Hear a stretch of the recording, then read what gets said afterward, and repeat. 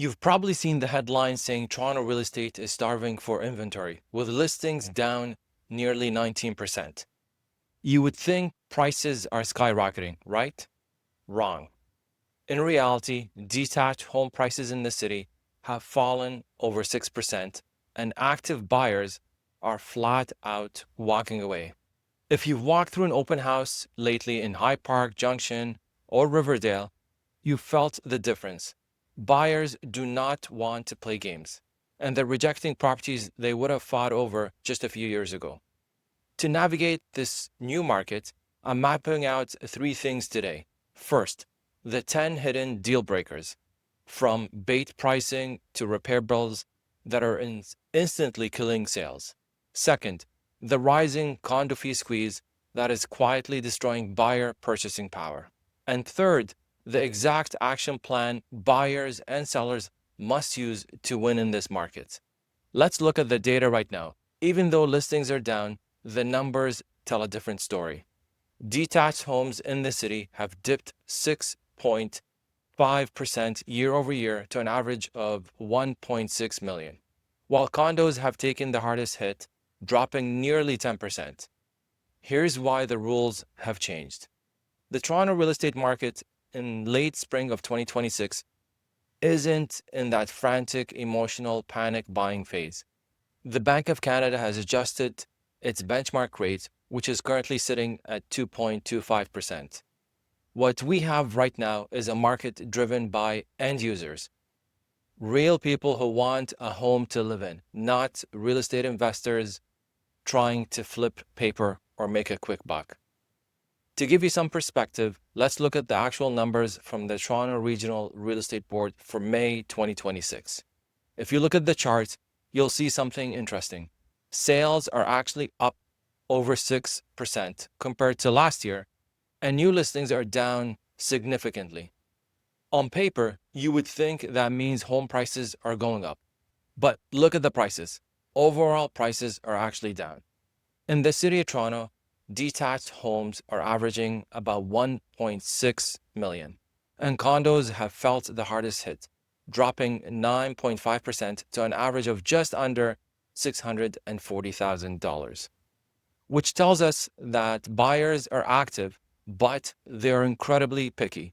They have options, they have leverage, and they're rejecting homes that do not meet their standards. Let's talk about the 10 biggest reasons why Toronto buyers are rejecting properties right now. Reason number one is the artificially low bait and switch pricing.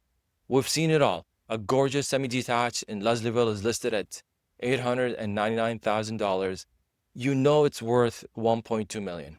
You show up to the offer presentation, ready to play the game, only to find out the seller rejects every single offer because they didn't hit their secret reserve price of $1.3 million. In 2026, buyers are exhausted by this game. Some are rejecting these listings by refusing to participate in bidding wars altogether. If you price your home like it's a game of poker, buyers are just going to fold and walk away. Second, the cheap flipper special. There was a time when putting cheap vinyl flooring and a quick paint job was guaranteed to sell the property. Not anymore. Today's buyers walk into a newly renovated Victorian in the Junction, see those plastic-looking floors, and immediately think, what are they hiding under there? And how much is it going to cost me to rip this out and put in actual hardwood? Cheap lipstick on a pig renovations are a massive red flag. Buyers want character, and they want high-quality, authentic materials. 3. No off-street parking. In central Toronto neighborhoods, parking is a luxury. If a home is listed for $1.4 million and has 0 parking spaces, buyers are hesitating. Nobody wants to spend their winter nights circling the block looking for a parking spot, only to dig their car out of a snowbank left by a city plow the next morning. If there is no parking pad, no laneway access, and no garage, it's a no-no for many families. 4. Deferred maintenance. When interest rates were at 1%, buyers had extra cash to fix up old houses. But today, With mortgage rates hovering in the 4% range, buyers are stretching every single dollar just to make their mortgage payments. They do not have that extra $50,000 sitting in cash to update knob and tube wiring, replace a 20-year-old roof, or dig up a collapsed clay sewer line. The moment a home inspection reveals major structural issues, buyers are out. 5. Awkward layouts. Old Toronto homes are charming, but their layouts can be a nightmare. If a floor plan doesn't flow naturally or lacks functional layout for day-to-day life, it will negatively impact the house value, and today's buyer will reject it. Buyers aren't looking to do major structural renovations to move load-bearing walls. 6. The condo fees squeeze. This is a massive issue in the Toronto condo market right now. Buyers are looking at beautiful 600 square foot condo in City Place or Liberty Village listed for $580,000. But then they look at the status certificate. The maintenance fees are $800 a month at well over $1 per square foot.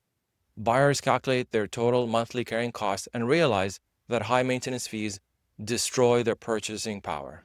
7. No work from home space. Toronto is a hub for tech, finance, and creative professionals. Even after the back to the office mandate, buyers want the flexibility of a home office. If a condo or a townhouse doesn't have a designated den or a bedroom that can double up as a quiet home office, it's a tough sell. Buyers are rejecting properties where they have to set up their Zoom background at the dining table. 8. Neighborhood construction nightmare. If your property is located right in the zone of the Ontario Line construction or a major master plan development, buyers are thinking twice. They're imagining 5 to 10 years of dust, construction noise, blocked lanes, early morning drilling, and transit delays. While development is great for Toronto long-term, buyers are looking for a home today and do not want to live in a perpetual construction zone. 9. Sellers stuck. But my neighbor sold for more at the end of 2021.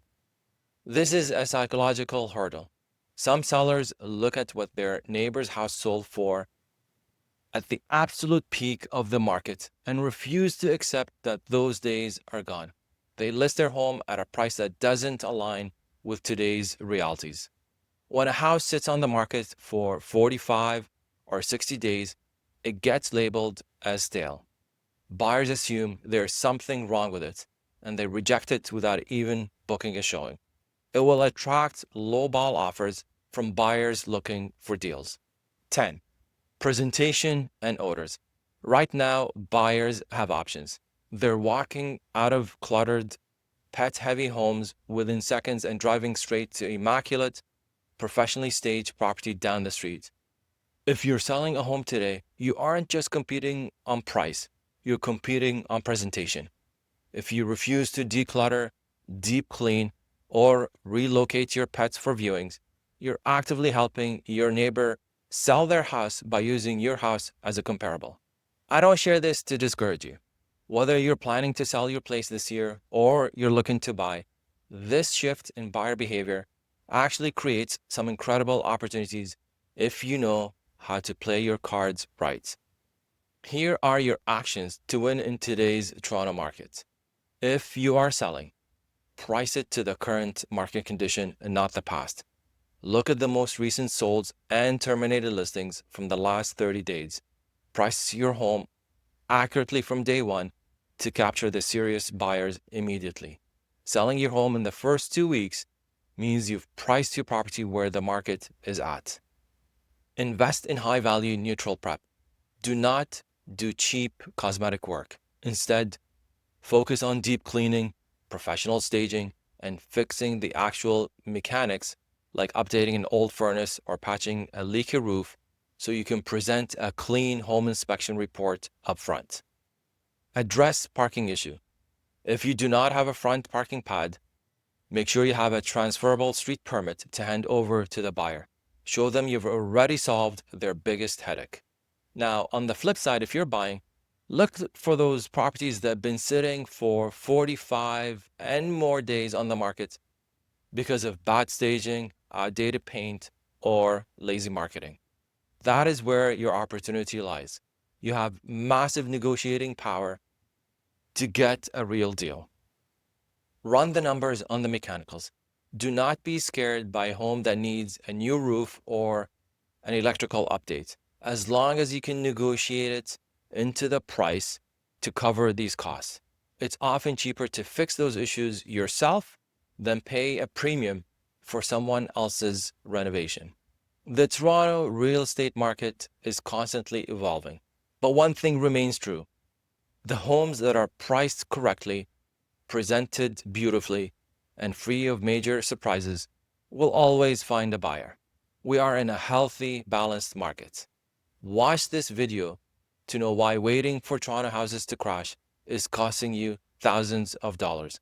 Thanks for watching, and I'll see you in the next video.